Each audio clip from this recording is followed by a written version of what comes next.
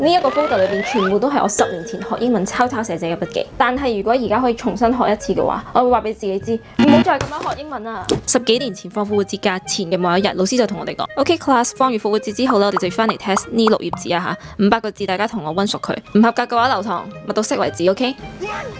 復活節假咧就每一日花5個鐘頭以上去抄寫、背密呢啲嘅 phrasal verbs。My effort finally pays off。我最後係獲得滿分嘅成績。咁嗰時咧，我哋班就有啲交換嘅學生從外國嚟嘅。咁我見到佢都攞滿分啦，我就問佢 How long did you study for this? Oh, I didn't study。何？嗰時我就喺度諗原來我個同學係天才嚟嘅，唔需要溫書咧都可以攞滿分。